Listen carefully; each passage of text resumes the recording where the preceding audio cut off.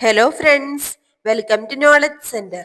ഇന്ന് നമ്മൾ sixth social സയൻസിലെ ഭാഗം ഒന്നിലെ ഒന്നാമത്തെ ചാപ്റ്റർ ആട്ടോ നോക്കുന്നത്. ഒന്നാമത്തെ ചാപ്റ്റർ നമ്മൾ കുറച്ച് എടുത്തിട്ടുണ്ടായിരുന്നു, അതിന്റെ ബാക്കി അതിന്റെ കണ്ടിന്യൂഷൻ ആട്ടോ ഈ ഒരു ക്ലാസ്സിൽ. ആദിമ മനുഷ്യരും സംസ്കാരങ്ങളും എന്നുള്ള ചാപ്റ്റർ ആയിരുന്നു. അപ്പൊ വെങ്കലത്തിന്റെ ഉപയോഗം മനുഷ്യ ജീവിതത്തിൽ ഉണ്ടാക്കിയ മാറ്റങ്ങളാണ് നമ്മൾ കഴിഞ്ഞ ക്ലാസ്സിന്റെ ലാസ്റ്റ് ഭാഗത്ത് പറഞ്ഞിട്ടുണ്ടായിരുന്നത്. വെങ്കലം കൊണ്ടുള്ള ഉപകരണങ്ങൾ കൃഷിയിടങ്ങൾ വ്യാപിപ്പിക്കുന്നതിന് സഹായകമായി. കൃഷിയിടങ്ങളുടെ വ്യാപനം കാർഷികോൽപാദന വർധനവിന് കാരണമായി. അതുപോലെ കാർഷികോൽപാദന വർധനവ് ഉൽപ്പന്നങ്ങളുടെ കൈമാറ്റത്തിനും കൈമാറ്റ കേന്ദ്രങ്ങളുടെ വികാസത്തിനും വഴിയൊരുക്കി. കൈമാറ്റ കേന്ദ്രങ്ങൾ പിൽക്കാലത്ത് പട്ടണങ്ങളായും നഗരങ്ങളായും രൂപാന്തരപ്പെട്ടു. അപ്പൊ ഇത്രയും മാറ്റങ്ങളാണ് വെങ്കലത്തിന്റെ ഉപയോഗം മനുഷ്യജീവിതത്തിൽ ഉണ്ടാക്കിയിട്ടുള്ളത്. പിന്നെ ഇനി അടുത്തതാണ് വെങ്കലയുഗ സംസ്കാരങ്ങൾ. അപ്പൊ വെങ്കലയുഗ സംസ്കാരങ്ങൾ എന്ന് പറഞ്ഞാൽ വെങ്കലയുഗത്തിൽ മനുഷ്യജീവിതത്തിൽ ഉണ്ടായ മാറ്റങ്ങൾ നിങ്ങൾ കണ്ടല്ലോ. ഈ മാറ്റങ്ങളുടെ ഫലമായി നഗരങ്ങൾ കേന്ദ്രീകരിച്ച് വെങ്കലയുഗത്തിൽ സംസ്കാരങ്ങൾ രൂപപ്പെട്ടു. അത്തരത്തിൽ രൂപപ്പെട്ട വെങ്കലയുഗ സംസ്കാരങ്ങളെ നമുക്ക് പരിചയപ്പെടാം കേട്ടോ. ഏതൊക്കെയാണ്? ഹരപ്പൻ സംസ്കാരം, മെസപ്പൊട്ടേമിയൻ സംസ്കാരം, ഈജിപ്ഷ്യൻ സംസ്കാരം, ചൈനീസ് സംസ്കാരം. ഇത്രയും സംസ്കാരങ്ങൾ വെങ്കലയുഗ സംസ്കാരങ്ങളാണ് കേട്ടോ. വെങ്കലയുഗത്തിൽ രൂപപ്പെട്ട സംസ്കാരങ്ങളെയാണ് വെങ്കലയുഗ സംസ്കാരങ്ങൾ എന്ന് പറയുന്നത്. ഇനി ഇവിടെ ഒരു മാപ്പാണ് തന്നിട്ടുള്ളത്. ഈ ഒരു മാപ്പിൽ നിന്നും വെങ്കലയുഗത്തിൽ നിലനിന്നിരുന്ന 4 പ്രധാന സംസ്കാരങ്ങളെ കണ്ടെത്താം കേട്ടോ നൽകിയിട്ടുണ്ട് എന്നാണ്. എവിടെയൊക്കെയാന്ന് നോക്കാം. ഈജിപ്ഷ്യൻ സംസ്കാരം നൈൽ നദീ തീരത്താണ് കേട്ടോ. ഈജിപ്ഷ്യൻ സംസ്കാരം എവിടെയാണ്? നൈൽ നദീ തീരത്താണ് രൂപപ്പെട്ടിട്ടുള്ളത്. മെസപ്പൊട്ടേമിയൻ സംസ്കാരം എവിടെയായിരുന്നു? യൂഫ്രട്ടീസ് നദിയുടെയും ടൈഗ്രിസ് നദിയുടെയും ഇടയിലുള്ള പ്രദേശത്ത് രൂപപ്പെട്ട സംസ്കാരമാണ് മെസപ്പൊട്ടേമിയൻ സംസ്കാരം. എവിടെയാണ്? യൂഫ്രട്ടീസ് നദിയുടെയും ടൈഗ്രിസ് നദിയുടെയും ഇടയിലുള്ള പ്രദേശത്ത് രൂപപ്പെട്ട സംസ്കാരമാണ് മെസപ്പൊട്ടേമിയൻ സംസ്കാരം. അടുത്തത് ഏതാണ്? അടുത്തത് ഹരപ്പൻ സംസ്കാരമാണ്. ഹരപ്പൻ സംസ്കാരം നമുക്കറിയാം സിന്ധു നദീതീരത്താണ് അല്ലെ. സിന്ധു നദീതീരത്ത് രൂപപ്പെട്ട സംസ്കാരമാണ് ഹരപ്പൻ സംസ്കാരം.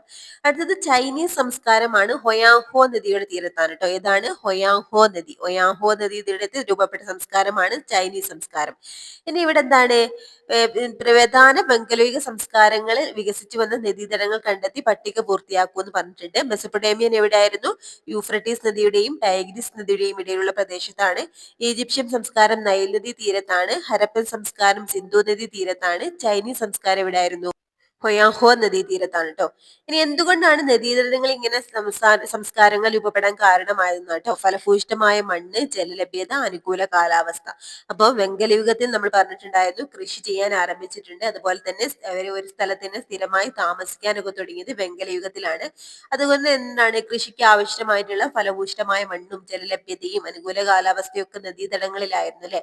അതുകൊണ്ട് തന്നെയാണ് നദീതടങ്ങളിൽ ഓരോ സംസ്കാരങ്ങളും രൂപപ്പെടാൻ കാരണമായിട്ടുള്ളത് കേട്ടോ. അപ്പൊ എന്തൊക്കെയാണ്? ഫലഭൂയിഷ്ഠമായ മണ്ണ്, അതുപോലെ ജലലഭ്യത, അനുകൂല കാലാവസ്ഥ. കൃഷിക്ക് ആവശ്യമായത് ഇത്രയാണ് അല്ലെ. അതുകൊണ്ട് തന്നെയാണ് നദീതടങ്ങളിൽ ഓരോ സംസ്കാരങ്ങൾ രൂപപ്പെട്ടിട്ടുള്ളത്. ഇനി മെസപ്പൊട്ടേമിയൻ സംസ്കാരം എന്താന്ന് നോക്കാം. ഏതൊക്കെ നദികൾക്കിടയിലാണ് മെസപ്പൊട്ടേമിയ സ്ഥിതി ചെയ്യുന്നത്? നമ്മൾ പറഞ്ഞു യൂഫ്രട്ടീസ് നദിയുടെയും ടൈഗ്രിസ് നദിയുടെയും ഇടയിലായിരുന്നു. മെസപ്പൊട്ടേമിയ എന്ന വാക്കിന്റെ അർത്ഥം നദികൾക്കിടയിലെ പ്രദേശം എന്നാണ് കേട്ടോ. നദികൾക്കിടയിലെ പ്രദേശം എന്നാണ് മെസപ്പൊട്ടേമിയ എന്ന വാക്കിന്റെ അർത്ഥം കേട്ടോ. യൂഫ്രട്ടീസ്, ടൈഗ്രിസ് എന്നീ നദികൾക്കിടയിലാണ് ഈ പ്രദേശം സ്ഥിതി ചെയ്യുന്നത്. നിലവിൽ ഇറാഖിന്റെ ഭാഗമാണ് ഈ പ്രദേശം. മെസപ്പൊട്ടേമിയ നിലവിൽ ഇപ്പൊ ഇറാഖിന്റെ ഭാഗമാണ്. അതുപോലെ തന്നെ സുമേറിയൻ, ബാബിലോണിയൻ, അസീറിയൻ, കാൽഡിയൻ എന്നിങ്ങനെ 4 വ്യത്യസ്ത സംസ്കാരങ്ങൾ കൂടിച്ചേർന്നതാണ് മെസപ്പൊട്ടേമിയൻ സംസ്കാരം. ഏതൊക്കെയാണ്? Sumerian, Babylonian, Assyrian, Chaldean. Important ആണ്. സുമേറിയൻ, ബാബിലോണിയൻ, അസീറിയൻ, കാൽഡിയൻ എന്നിങ്ങനെ 4 വ്യത്യസ്ത സംസ്കാരങ്ങൾ കൂടിച്ചേർന്നതായിരുന്നു മെസപ്പൊട്ടേമിയൻ സംസ്കാരം. ഓക്കെ. അപ്പൊ നഗരജീവിതവും എഴുത്തുവിദ്യയും. മെസപ്പൊട്ടേമിയൻ സംസ്കാരത്തിൽ നഗരജീവിതവും എഴുത്തുവിദ്യയും എങ്ങനെയാണെന്ന് നോക്കാം. മെസപ്പൊട്ടേമിയയിൽ നഗരജീവിതം കെട്ടിപ്പടുക്കുവാൻ സംഭാവന നൽകിയ ആദ്യ ജനത സുമേറിയക്കാരായിരുന്നു. അപ്പൊ സുമേറിയൻ എന്താണ് സംസ്കാരമാണ് ആദ്യം രൂപപ്പെട്ടിട്ടുള്ളത്. അപ്പൊ മെസപ്പൊട്ടേമിയയിൽ സംസ്കാരത്തിന്റെ പ്രധാന നഗരങ്ങൾ ഏതൊക്കെയായിരുന്നു? ഉർ, ഉറൂക്ക്, ലഗാഷി. അതൊക്കെയാണ് ഉർ, ഉറൂക്ക്, ലഗാഷി എന്നിവ എന്താണ്? മെസപ്പൊട്ടേമിയൻ സംസ്കാരത്തിലെ പ്രധാന നഗരങ്ങളാണ് കേട്ടോ. അപ്പൊ ആരായിരുന്നു ആദ്യ ജനത? അവിടുത്തെ സുമേറിയക്കാരായിരുന്നു. അപ്പൊ മെസപ്പൊട്ടേമിയക്കാരുടെ എഴുത്ത് സമ്പ്രദായം എന്താണ്? ക്യൂണിഫോം എന്നറിയപ്പെടുന്നു. എന്താണ് ക്യൂണിഫോം എന്നറിയപ്പെടുന്നത്? മെസപ്പൊട്ടേമിയക്കാരുടെ എഴുത്ത് സമ്പ്രദായമാണ് ക്യൂണിഫോം കേട്ടോ. ഈ ലിപി വികസിപ്പിച്ചത് സുമേറിയക്കാരാണ് ഈ ലിപി വികസിപ്പിച്ചത്. ആപ്പിന്റെ ആകൃതി അല്ലെങ്കിൽ വെഡ്ജ് ഷേപ്പിലുള്ള ചിത്രലിപിയാണ് കേട്ടോ ഇത്. അപ്പൊ ആപ്പിന്റെ ആകൃതിയിലുള്ള ചിത്രലിപിയാണ്, അല്ലെങ്കിൽ വെഡ്ജ് ഷേപ്പ്ഡ് ചിത്രലിപിയാണിത്. കളിമൺ ഫലകങ്ങളിലാണ് അവർ എഴുതിയിരുന്നത്. എന്ത് ഫലകങ്ങളിലാണ്? കളിമൺ ഫലകങ്ങളിലാണ് അവർ എഴുതിയിരുന്നത്. കൂർത്ത മുനയുള്ള ഈറത്തണ്ടുകളാണ് കളിമൺ ഫലകങ്ങളിൽ എഴുതാൻ ഉപയോഗിച്ചിരുന്നത്. എന്താണ്? കൂർത്ത മുനയുള്ള ഈറത്തണ്ടുകൾ. ഇത് ഉപയോഗിച്ചാണ് ഇവിടെ ഈ ഒരു കളിമൺ ഫലകത്തിൽ ഇവരെ എഴുതിയിരുന്നത്. അപ്പൊ ഇത് ഇമ്പോർട്ടന്റ് ആണ് കേട്ടോ. മെസപ്പൊട്ടേമിയക്കാരുടെ എഴുത്ത് സമ്പ്രദായം ഏതാണ്? ക്യൂണിഫോം.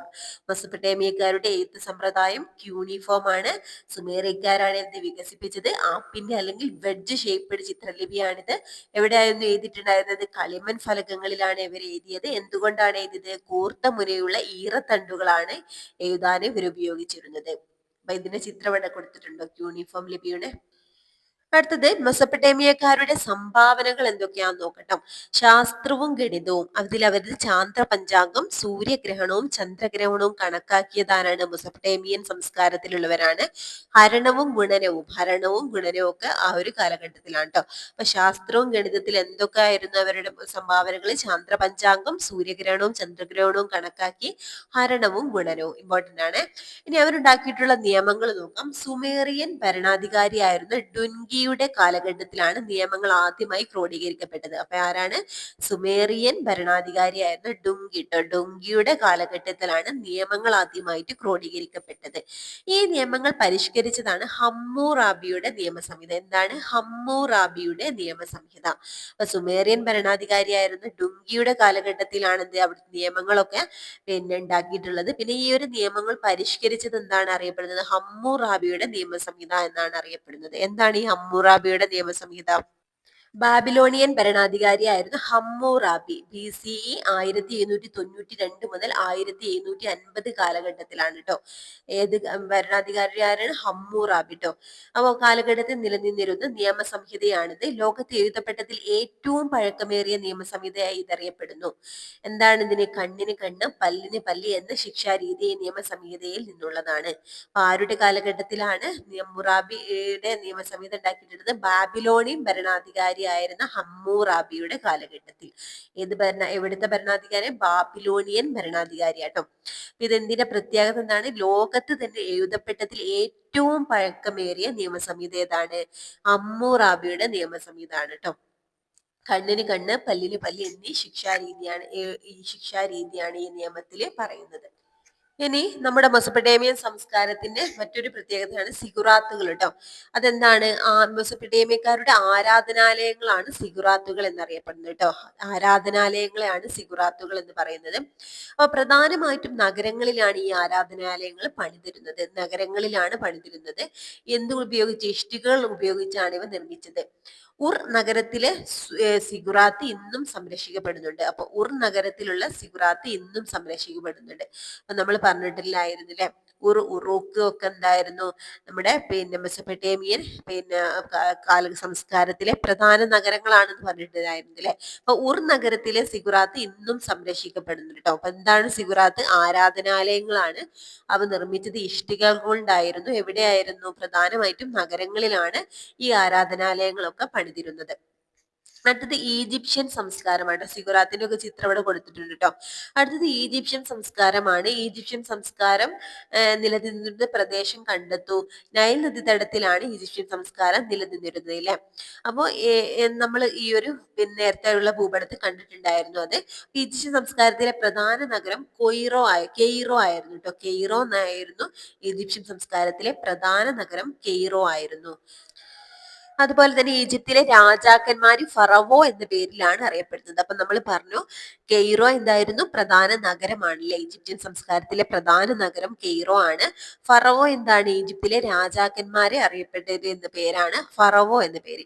ഈ സംസ്കാരത്തിന്റെ പ്രധാന സവിശേഷതയാണ് പിരമിഡുകൾ കേട്ടോ. പിരമിഡുകൾ ഏത് സംസ്കാരത്തിലെ സവിശേഷതയാണ്? നമ്മുടെ ഈജിപ്ഷ്യൻ സംസ്കാരത്തിലെ സവിശേഷതയാണ്. അപ്പൊ കൃഷിയായിരുന്നു ജനങ്ങളുടെ പ്രധാന ജീവിതമാർഗം. ഗോതമ്പ്, ബാർലി, തിന, പഴവർഗ്ഗങ്ങൾ, ചണം, പരുത്തി മുതലായവ നൈൽ നദീതടത്തിൽ സമൃദ്ധമായി വളർന്നിരുന്നു. ഈ കാർഷിക സമൃദ്ധിയാണ് നൈൽ നദീതടത്തിൽ ഒരു നാഗരിക സംസ്കാരം വളർന്നു വരാൻ ഇടയാക്കിയത്. അതിനാൽ ഈജിപ്തിനെ നൈലിന്റെ ദാനം എന്ന് വിശേഷിപ്പിക്കുന്നുണ്ട് കേട്ടോ. നൈലിന്റെ ദാനം എന്ന് വിശേഷിപ്പിക്കുന്നത് ഈജിപ്താന്ന് നമുക്കറിയാം. അവിടെ എന്തൊക്കെയായിരുന്നു കൃഷി ചെയ്തിട്ടായിരുന്നത്? ഗോതമ്പ് ഉണ്ടായിരുന്നു, ബാർലി, തിന, പഴവർഗ്ഗങ്ങൾ, ചണം, പരുത്തി, ഇതൊക്കെ അവിടെ കൃഷി ചെയ്തിട്ടുണ്ടായിരുന്നു. ഈ കാർഷിക സമൃദ്ധിയാണ് നൈൽ നദീതടത്തിൽ ഒരു നാഗരിക സംസ്കാരം, ഒരു ഈജിപ്ഷ്യൻ സംസ്കാരം വളർന്നു വരാൻ ഇടയാക്കിയത്. ഓക്കെ, ഇനി പിരമിഡുകൾ എന്താണ്? ഈജിപ്ഷ്യൻ സംസ്കാരത്തിലെ പ്രധാന സവിശേഷതയാണ് ഫറവോമാരുടെ ശവകുടീരങ്ങളായ പിരമിഡുകൾ. എന്താണ്? ഫറവോമാരുടെ ശവകുടീരങ്ങളായ പിരമിഡുകൾ ഈജിപ്ഷ്യൻ സംസ്കാരത്തിലെ പ്രധാന സവിശേഷതയാണ്.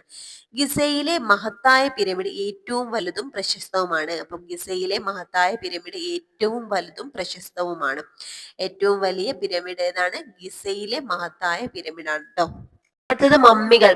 മൃതദേഹം സുഗന്ധദ്രവ്യങ്ങൾ പൂശി അനശ്വരമായി സൂക്ഷിക്കുന്ന സമ്പ്രദായമാണ് ഈജിപ്തുകാർക്കുണ്ടായിരുന്നത്. ഇപ്രകാരം സൂക്ഷിച്ചിരുന്ന മൃതദേഹമാണെന്ന് മമ്മി എന്നറിയപ്പെടുന്നത്. ഫറാവ ആയിരുന്ന തൂത്തൻഖാമിന്റെ മമ്മിയാണ് ഇവയിൽ ഏറ്റവും പ്രശസ്തമായത്. പിരമിഡുകൾക്കുള്ളിലാണ് ഇത്തരം മമ്മികൾ സൂക്ഷിച്ചിരുന്നത്.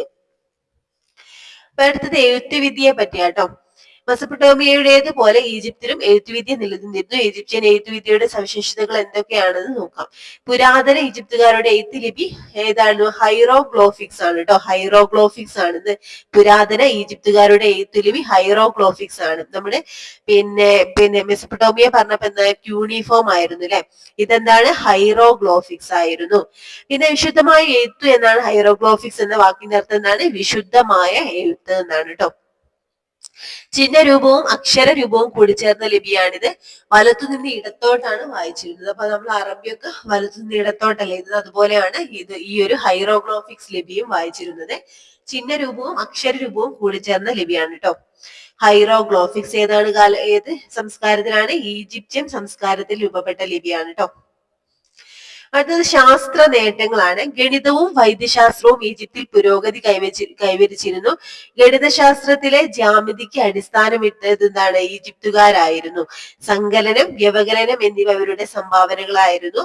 30 ദിവസം വീതമുള്ള 12 മാസങ്ങളോടൊപ്പം 5 ദിവസം കൂട്ടിച്ചേർത്ത 365 ദിവസങ്ങൾ അടങ്ങിയ ഒരു വർഷമാണ് അവരുടെ സൗര പഞ്ചാംഗത്തിൽ ഉൾപ്പെട്ടിട്ടുള്ളത്. അപ്പൊ എന്താ പറഞ്ഞിട്ടുള്ളത്? ഗണിതവും വൈദ്യശാസ്ത്രവും ഈജിപ്തിൽ പുരോഗതി കൈവരിച്ചിരുന്നു. ഗണിതശാസ്ത്രത്തിലെ ജ്യാമിതിക്ക് അടിസ്ഥാനമിട്ടതാരാണ്? ഈജിപ്തുകാരാണ് കേട്ടോ. ജ്യാമിതിക്ക് അടിസ്ഥാനമിട്ടത് ഈജിപ്തുകാരാണ്. സങ്കലനം, വ്യവകലനം എന്നിവ അവരുടെ സംഭാവനകളാണ്. പിന്നെന്താ പറഞ്ഞിട്ടുള്ളത്? 30 ദിവസം വീതമുള്ള 12 മാസങ്ങളോടൊപ്പം 5 ദിവസം കൂട്ടിച്ചേർത്ത് 365 ദിവസങ്ങൾ അടങ്ങിയ ഒരു വർഷമാണ് ഇവരുടെ സൗര പഞ്ചാംഗത്തിൽ ഉൾപ്പെട്ടിട്ടുള്ളത്. അപ്പൊ 365 ദിവസങ്ങൾ എങ്ങനെയാണ്? 30 ദിവസം വീതമുള്ള 12 മാസങ്ങളോടൊപ്പം 5 ദിവസം കൂടി കൂട്ടിച്ചേർത്താണ് കേട്ടോ 365 ദിവസം. ഓക്കെ, ഇനി അടുത്തത് ചൈനീസ് സംസ്കാരമാണ് പഠിക്കാനുള്ളത്. ചൈനീസ് സംസ്കാരം ഏത് നദിയുടെ തീരത്തായിരുന്നു? ഹൊയാങ്ഹോ നദീതടത്തിലാണ് ചൈനീസ് സംസ്കാരം ഉടലെടുത്തത്. കൃഷിയായിരുന്നു ഈ സംസ്കാരത്തിന്റെ അടിത്തറ. കൂടാതെ നെയ്ത്ത്, മൺപാത്ര നിർമ്മാണം, പട്ടുവസ്ത്ര നിർമ്മാണം എന്നിവയിലും അവർ വിദഗ്ധരായിരുന്നു. മികവുറ്റ വെങ്കല ശില്പങ്ങൾ അവർ നിർമ്മിച്ചിരുന്നു. അപ്പൊ എന്താണ്? ഹൊയാങ്ഹോ നദീതീരത്താണ് ചൈനീസ് സംസ്കാരം ഉടലെടുത്തത്. കൃഷിയായിരുന്നു സംസ്കാരത്തിന്റെ അടിത്തറ. നെയ്ത്ത്, മൺപാത്ര നിർമ്മാണം, പട്ടുവസ്ത്ര നിർമ്മാണം എന്നിവയും അവര് വിദഗ്ധരായിരുന്നു കേട്ടോ. മികവുറ്റ വെങ്കല ശില്പങ്ങൾ അവർ നിർമ്മിച്ചിരുന്നു. ഇനി എഴുത്ത് സമ്പ്രദായം എങ്ങനെയായിരുന്നു ചൈനീസ് സംസ്കാരത്തിൽ? ചൈനക്കാരുടെ ഇടയിൽ പുരാതന കാലം മുതലേ എഴുത്ത് സമ്പ്രദായം നിലവിലുണ്ടായിരുന്നു. അക്ഷരങ്ങൾക്ക് പകരം ചിത്രങ്ങൾ ഉപയോഗിച്ചിരുന്ന ചിത്രലിപിയായിരുന്നു കേട്ടോ. ചിത്രലിപിയാണ് ചൈനീസ് സംസ്കാരത്തിലെ എഴുത്ത് സമ്പ്രദായം. ചിത്രലിപിയായിരുന്നു പ്രചാരത്തിലുണ്ടായിരുന്നത്. കാലക്രമത്തിൽ ഇവ ചിത്രങ്ങൾക്ക് പകരം ചിഹ്നങ്ങൾ രൂപപ്പെടുത്തി. മാറ്റങ്ങളോടെ ഈ ലിപി ഇന്നും ചൈനയിൽ നിലനിൽക്കുന്നു. അപ്പൊ ചൈനീസ് സംസ്കാരത്തിൽ എന്താണ്? എഴുത്ത് സമ്പ്രദായം നിലവിലുണ്ടായിരുന്നു. പിന്നെന്താണ്? അക്ഷരങ്ങൾക്ക് പകരം ചിത്രങ്ങൾ ഉപയോഗിച്ചു അല്ലെ. പിന്നീട് എന്താണ്? ചിഹ്നങ്ങൾ രൂപപ്പെടുത്തി എന്നാ പറയുന്നത്. മെസപ്പൊട്ടേമിയയിലെ ലിപി എന്തായിരുന്നു നമ്മൾ പഠിച്ചത്? ക്യൂണിഫോം ലിപിയാണ്. എന്തൊക്കെ പ്രത്യേകതകളാണ് പഠിച്ചു? ഈജിപ്തിലെ ലിപി എന്താണ്? ഹൈറോഗ്ലോഫിക്സ് ആയിരുന്നു. ചൈന എന്താണ് നമ്മൾ പറഞ്ഞത്? ചിത്രലിപി ആയിരുന്നു. ഓക്കെ, പ്രത്യേകതകൾ നമ്മൾ കണ്ടു. ഇനി ഹാരപ്പൻ സംസ്കാരം കൂടിയാണ് കേട്ടോ. ബംഗാളിയത്തിൽ സിന്ധു നദീതടത്തിൽ നിലനിന്ന സംസ്കാരമാണ് ഹാരപ്പൻ സംസ്കാരം. ഏകദേശം BCE എന്താണ് 2600 മുതൽ BCE 1900 വരെയാണ് ഈ സംസ്കാരത്തിന്റെ കാലഘട്ടമായി പൊതുവെ കരുതപ്പെടുന്നത്. ഹാരപ്പയാണ് ആദ്യമായി കണ്ടെത്തിയ നഗരം. അതിനാലാണ് ഈ സംസ്കാരത്തെ ഹാരപ്പൻ സംസ്കാരം എന്ന് വിളിക്കുന്നത്. അപ്പൊ ഈ ഹാരപ്പയിലാണ് ഈ ഒരു സംസ്കാരം ആദ്യമായിട്ട് കണ്ടെത്തിയത്. അതുകൊണ്ട് ഹാരപ്പൻ സംസ്കാരം എന്ന് വിളിക്കുന്നത്. അപ്പൊ സിന്ധു നദീതടത്തിലാണ് നിലനിന്നിരുന്നത്. കാലഘട്ടം നോക്കാം, ഈ BC 2600 മുതൽ BC 1900 വരെയാണ് കേട്ടോ. ഈ സംസ്കാരം ഉടലെടുത്തത് സിന്ധു നദീതടത്തിലായതിനാൽ സിന്ധു നദീതട സംസ്കാരം എന്നും അറിയപ്പെടുന്നു. നഗരങ്ങൾ കേന്ദ്രീകരിച്ചാണ് ഈ സംസ്കാരം വളർന്നു വന്നതിനാൽ ഇന്ത്യയിലെ ഒന്നാം നഗരവൽക്കരണം എന്നും ഈ സംസ്കാരത്തെ വിശേഷിപ്പിക്കുന്നു. സർ ജോൺ മാർഷലിന്റെ കാര്യം, ഇന്ത്യയിലെ പുരാവസ്തുക്കളുടെ ഉത്ഖനനത്തിനും സംരക്ഷണത്തിനുമായി രൂപീകരിക്കപ്പെട്ട സ്ഥാപനമാണ് archaeological survey of India, ASI. 1902 മുതൽ 1928 വരെ ആർക്കിയോളജിക്കൽ സർവേ ഓഫ് ഇന്ത്യയുടെ ഡയറക്ടർ ജനറൽ ആയിരുന്നു സർ ജോൺ മാർഷൽ. ഇദ്ദേഹത്തിന്റെ നേതൃത്വം നടന്ന ഗവേഷണങ്ങളാണ് ഹാരപ്പൻ സംസ്കാരത്തെ കണ്ടെത്തിയത്. സർ ജോൺ മാർഷൽ 1902 മുതൽ 1928 വരെ ആർക്കിയോളജി സർവേ ഇന്ത്യയുടെ ഡയറക്ടർ ജനറൽ ആയിരുന്നു, ASI. ഓക്കെ, അപ്പൊ ഇത് ഇമ്പോർട്ടന്റ് ആണോ? ഇന്ത്യയിലെ പുരാവസ്തുക്കളുടെ ഉത്ഖനനത്തിനും സംരക്ഷണത്തിനുമായി രൂപീകരിക്കപ്പെട്ട സ്ഥാപനമാണിത് archaeological survey of India, ASI. ഇനി എന്താണ് ഹാരപ്പൻ സംസ്കാരത്തിന് ആ ഒരു പ്രദേശങ്ങൾ കൊടുത്തിട്ടുണ്ടോ? ഹരപ്പ, മോഹൻജദാരോ, അതുപോലെ എന്താണ് കാലിബംഗൻ. മോഹൻജദാരോ അത് നമുക്ക് ഇന്ത്യയുടെ വടക്കേ അറ്റത്താണ്, പടിഞ്ഞാറേ അറ്റത്താണ് അല്ലെ നിന്നിരുത് നമ്മുടെ ഹാരപ്പൻ സംസ്കാരം സിന്ധു നദീതട തീരത്താണ്. ഓക്കെ, അടുത്തത് നഗരാസൂത്രണം കേട്ടോ. Town planning. ഹാരപ്പൻ സംസ്കാരത്തിലെ പ്രധാന സവിശേഷതയാണ് നഗരാസൂത്രണം. തെരുവുകളുടെ ഇരുവശങ്ങളിലുമായാണ് ഇവർ വീടുകൾ നിർമ്മിച്ചിരുന്നത്. ചുറ്റെടുത്ത ഇഷ്ടികകളാണ് നിർമ്മാണ പ്രവർത്തനങ്ങൾക്കായി ഇവരെ ഉപയോഗിച്ചിരുന്നത്. അഴുക്കുചാൽ സമ്പ്രദായം ഹാരപ്പൻ സംസ്കാരത്തിലെ മറ്റൊരു പ്രധാന സവിശേഷതയായിരുന്നു. വീടുകളിൽ നിന്നുള്ള മലിനജലം തെരുവിലെ അഴുക്കുചാലുകളിലൂടെ നഗരത്തിലെ പുറത്തേക്ക് ഒഴുകിക്കൊണ്ടു പോകുന്ന തരത്തിലായിരുന്നു നഗരങ്ങളുടെ അഴുക്കുചാലുകളുടെയും ആസൂത്രണം. അപ്പൊ എന്താ പറയുന്നത്? നഗരാസൂത്രണം എന്താണ് നമ്മുടെ ഹാരപ്പൻ സംസ്കാരത്തിന്റെ ഒരു പ്രധാന സവിശേഷതയാണ്. തെരുവുകളുടെ ഇരുവശങ്ങളിലുമായാണ് അവർ വീടുകൾ നിർമ്മിച്ചിരുന്നത്. ചുട്ടെടുത്ത ഇഷ്ടികകളാണ് നിർമ്മാണത്തിന് ഉപയോഗിച്ചിരുന്നത്. അഴുക്കുചാൽ സമ്പ്രദായം ഈ ഒരു ഹാരപ്പൻ സംസ്കാരത്തിലെ മറ്റൊരു പ്രധാന സവിശേഷതയാണ് കേട്ടോ. വീടുകളിൽ നിന്നുള്ള മലിനജലം തെരുവുകളിലെ അഴുക്കുചാലുകളിലൂടെ നഗരത്തിന് പുറത്തേക്ക് ഒഴുക്കിക്കൊണ്ടു പോകുന്ന തരത്തിലായിരുന്നു നഗരങ്ങളുടെയും അഴുക്കുചാലുകളുടെയും ആസൂത്രണം. ഇനി മോഹൻജദാരോയിലെ വലിയ കുളം, ഗ്രീറ്റ് ബാത്ത് ആട്ടോ.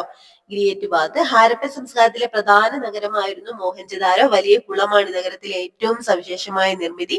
ഈ കുളത്തിലേക്ക് ഇറങ്ങാൻ ഇരുവശങ്ങളും പടവും കുളിക്കാനായി കുളിമുറിയും ഉണ്ടായിരുന്നു. ശുദ്ധജലം നിറയ്ക്കാനും മലിനജലം പുറത്തേക്ക് ഒഴുക്കാനുമുള്ള സംവിധാനവും ഇവിടെ നിലനിന്നിരുന്നു. ഓക്കെ, അപ്പോ ഹാരപ്പൻ സംസ്കാരത്തിൽ പ്രധാന നഗരമായ മോഹൻജദാരോയിലാണ് ഈ ഒരു വലിയ ഗ്രിയേറ്റ് ബാത്ത് ഉള്ളത് കേട്ടോ, വലിയ കുളം. ചിത്രമൊക്കെ ഇവിടെ കൊടുത്തിട്ടുണ്ട്. അടുത്ത ധാന്യപ്പൂർ എങ്ങനെയായിരുന്നു? ഹാരപ്പൻ ജനതയുടെ പ്രധാന ഉപജീവനമാർഗം കൃഷിയായിരുന്നു. ഗുജറാത്തിലെ രംഗ്പൂർ, ലോത്താൽ എന്നിവിടങ്ങളിൽ നിന്ന് നെല്ല് കൃഷി ചെയ്തിരുന്നതിന് തെളിവുകൾ ലഭിച്ചിട്ടുണ്ട് കേട്ടോ. ഹാരപ്പയിൽ കണ്ടെത്തിയ പ്രധാന ചരിത്ര ശേഷിപ്പാണിത് ധാന്യപ്പുര. എന്താ പറഞ്ഞ? ഹാരപ്പയിൽ കണ്ടെത്തിയ പ്രധാന ചരിത്ര അവശേഷിപ്പ് ധാന്യപ്പുരാണ്. ധാന്യങ്ങൾ സംഭരിക്കാനും സൂക്ഷിക്കാനുമാണ് ഇത് ഉപയോഗിച്ചിരുന്നത്. അപ്പൊ ഏറ്റൊന്ന് പറഞ്ഞിട്ട് ഒരു ഇമ്പോർട്ടന്റ് ഉള്ള കാര്യം എന്തായിരുന്നു? ഹാരപ്പൻ ജനതയുടെ പ്രധാന ഉപജീവനമാർഗം കൃഷിയായിരുന്നു. ഗുജറാത്തിലെ രംഗ്പൂർ, ലോത്താൽ എന്നിവിടങ്ങളിൽ നിന്ന് നെല്ല് കൃഷി ചെയ്തിരുന്നതിന്റെ തെളിവുകൾ ലഭിച്ചിട്ടുണ്ട്. എവിടെയാണ്? ഗുജറാത്തിലെ രംഗ്പൂർ, ലോത്താൽ കേട്ടോ. ഇനി കരകൗശല വിദ്യ. ഹാരപ്പൻ ജനത കരകൗശല വിദ്യയിൽ വൈദഗ്ധ്യമുള്ളവരായിരുന്നു. ചുവടെ നൽകുന്ന ചിത്രങ്ങൾ നിരീക്ഷിക്കാൻ പറഞ്ഞിട്ടുണ്ട്. എന്തൊക്കെയാണ്? കളിപ്പാട്ടം, മുദ്രകൾ, ആഭരണങ്ങൾ, മൺപാത്രം, നർത്തകിയുടെ വെങ്കല പ്രതിമ. ഈ ചിത്രങ്ങളിൽ നിന്ന് ഹാരപ്പൻ ജനതയുടെ കരകൗശല വിദ്യയെക്കുറിച്ചും എന്തൊക്കെ വിവരങ്ങൾ ലഭിക്കുമെന്ന് കണ്ടെത്താൻ പറഞ്ഞിട്ടുണ്ട്. എന്തൊക്കെ കണ്ടെത്താം? ഹാരപ്പൻ ജനതയുടെ കരകൗശല വിദ്യ മുദ്രകൾ നിർമ്മിച്ചിട്ടുണ്ടായിരുന്നു, കളിപ്പാട്ടങ്ങൾ നിർമ്മിച്ചിരുന്നു, മൺപാത്ര നിർമ്മാണം ഉണ്ടായിരുന്നു, ആഭരണങ്ങൾ നിർമ്മിച്ചിട്ടുണ്ടായിരുന്നു, പിന്നെന്താണ് വെങ്കല പ്രതിമകളൊക്കെ നിർമ്മിച്ചിട്ടുണ്ടായിരുന്നു, വെങ്കലം കൊണ്ട് പ്രതിമകളൊക്കെ നിർമ്മിച്ചിട്ടുണ്ടായിരുന്നു.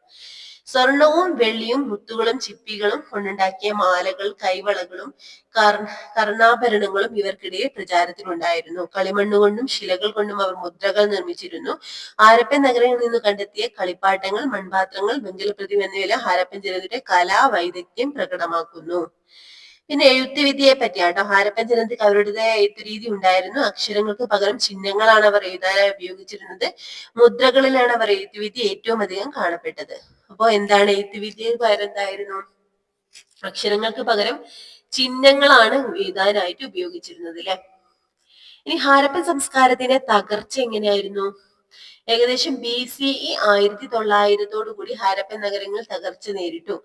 ഹാരപ്പൻ സംസ്കാരത്തിന്റെ തകർച്ചയെ സംബന്ധിച്ച് നിരവധി അഭിപ്രായങ്ങൾ നിലനിൽക്കുന്നവയിൽ ചിലത് ആണ് വെളിപ്പെടുത്തിയിട്ടുള്ളത്. എന്തൊക്കെ കൊണ്ടായിരിക്കും?